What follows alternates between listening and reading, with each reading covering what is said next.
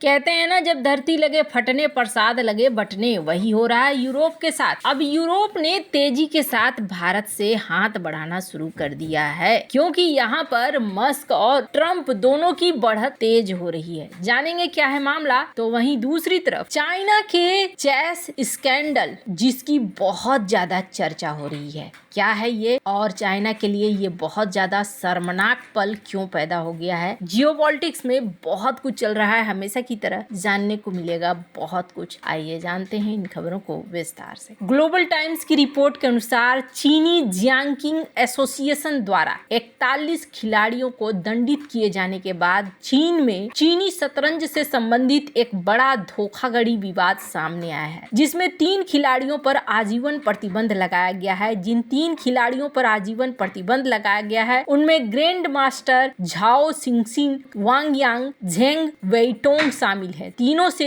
उनके टेक्निकल खिताब भी छीन लिए गए हैं। झाओ के अलावा वांग, झेंग 34 अन्य को उनके कार्यों की गंभीरता के आधार पर निलंबित कर दिया गया है, जबकि 4 व्यक्तियों को आधिकारिक फटकार मिली है। चीनी शतरंज ग्रैंड मास्टर मैच फिक्सिंग में शामिल थे। चीनी जियांकिंग एसोसिएशन ने घोषणा की है झाओ और 40 अन्य खिलाड़ी मैच फिक्सिंग और रिश्वतखोरी सहित अलग अलग अवैध गतिविधियों में शामिल थे। यह पहली बार नहीं है जब चीनी शतरंज पर मैच फिक्सिंग के आरोप लगे हों। सितंबर 2024 में शीर्ष रैंक वाले खिलाड़ी वांग तियानेई और वांग यूफेई को मैच फिक्सिंग और रिश्वतखोरी के लिए आजीवन प्रतिबंध लगाया गया था। जियांकी के सबसे प्रसिद्ध खिलाड़ियों में से एक तियानेई को चीनी शतरंज की दुनिया में मैग्नस कार्लसन के बराबर माना जाता है। वो 4 बार के राष्ट्रीय चैंपियन और 3 बार के विश्व चैंपियन है। तियानेई 1 दशक तक नंबर 1 खिलाड़ी भी रहे हैं। चीनी शतरंज खिलाड़ियों का निलंबन रिकॉर्डिंग गेट घोटाले के बाद शुरू हुआ। अप्रैल 2023 में मैच फिक्सिंग योजनाओं पर चर्चा करने वाली वांग यूफेई और हाओ जिचाओ का दावा करने वाला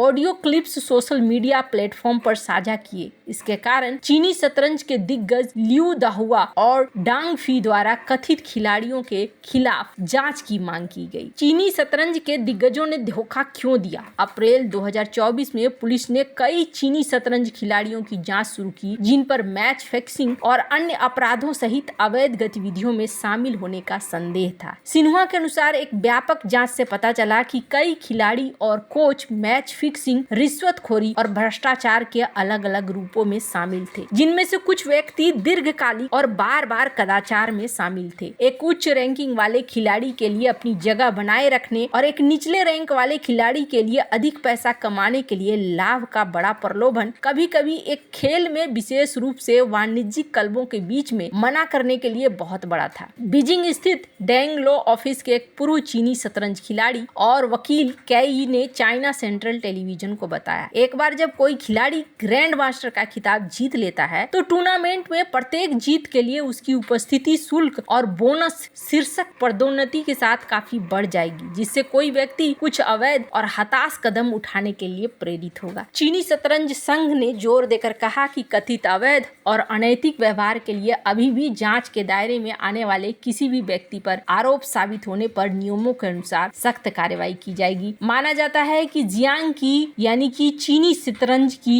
शुरुआत लगभग 2000 साल पहले चीन में ही हुई थी। यह शतरंज की तरह 2 खिलाड़ियों के बीच खेला जाने वाला एक रणनीतिक बोर्ड है। हालांकि चीनी शतरंज 9x10 के वर्ग ग्रिड बोर्ड पर खेला जाता है। अब जहां चीनी शतरंज को लेकर इतने बड़े घोटाले का उल्लेख हुआ है, तो वहीं दूसरी तरफ एक गेम है और ये गेम एक साइकोलॉजी के स्टूडेंट ने बनवाया था। और उसने क्यों बनवाया था, वो ये साबित करना चाहता था कि क्या हो सकता है। इस गेम का नाम था वन नाइट वेयरवुल्फ। ये जो गेम है, इस गेम में क्या होता है कि 2 लोगों को पता होता है 2 लोग वुल्फ होते हैं और बाद बाकी नॉर्मल विलेजर्स होते हैं, और इन दोनों को पता होता है कि वो दोनों वुल्फ हैं, बाद बाकी लोगों को पता नहीं होता है। यानी जो वुल्फ हैं वो इन्फॉर्म्ड है, एक दूसरे को पता है कि ये वुल्फ है, बाद बाकी को पता नहीं है। अब विलेजर को रात में अचानक से एक वुल्फ को तय करना होता है कि वो इसे मारेगा, और मारने के लिए सब कुछ तय हो जाता है। अब उसे एक चांस मिलता है, और वो चांस क्या है है, चांस ये है कि जो विलेजर है उसे सही वुल्फ को पहचानना होता है, और अगर उसने सही वुल्फ को नहीं पहचाना और किसी ऐसे शख्स को कह दिया जो कि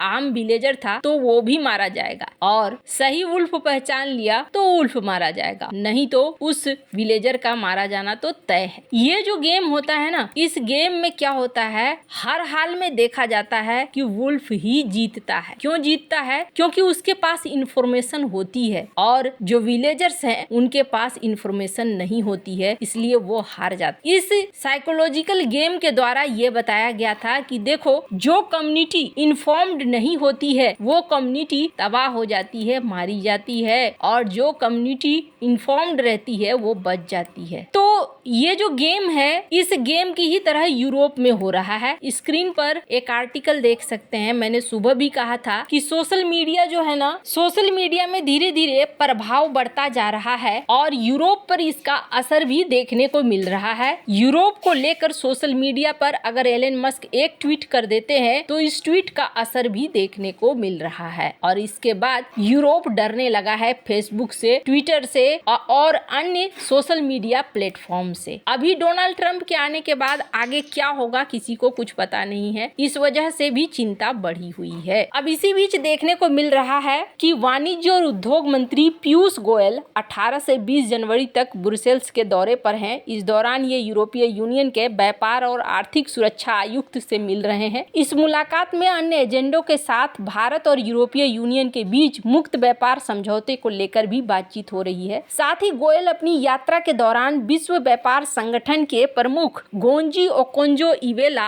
और बेल्जियम के व्यापार मंत्री बर्नार्ड किंटिन से भी मिल सकते हैं। इस मुलाकात में गोयल और सेफकोविच भारत यूरोपियन यूनियन मुक्त व्यापार समझौते की प्रगति की समीक्षा करेंगे। साथ ही व्यापार और टेक्नोलॉजी से जुड़ी परिषद की स्थिति का जायजा लेंगे और द्विपक्षीय व्यापार संबंधों को मजबूत करने पर बात करेंगे। वाणिज्य मंत्रालय ने कहा कि बैठक के दौरान दोनों नेता वैश्विक आर्थिक हालात और व्यापार में हो रहे परिवर्तन पर बातचीत करेंगे। साथ ही एफटीए पर बातचीत को लेकर आगे बढ़ाना चाहेंगे। यहाँ पर काफी पहले से बातचीत हो रही है, लेकिन इस बातचीत का असर होता हुआ नहीं दिख रहा है, और अब जाकर ये देखने को मिल रहा है जल्दी से जल्दी चाहता है यूरोप की फ्री ट्रेड एग्रीमेंट साइन हो जाए, क्योंकि डोनाल्ड ट्रंप आएंगे, टैरिफ लगाएंगे, और टैरिफ लगाने के बाद जो रही सही इकोनॉमी है वो रही सही इकोनॉमी तबाह हो जाएगी, और जब एक बार को तबाह हो जाएगी तो फिर यहाँ समस्याएं बढ़नी शुरू हो जाएंगी। तो फिर आखिरकार निर्भर हो जाना होगा अमेरिका के ऊपर, और अमेरिका के ऊपर जितनी ज्यादा निर्भरता होगी यूरोप उतना ही ज्यादा कमजोर होता जाएगा, ये भी मानना है। वैसे आपको क्या लगता है इन सब मामले में, आपकी क्या राय है, कमेंट कर जरूर बताएं। जल्द मिलते हैं अगले वीडियो में नई खबर के साथ।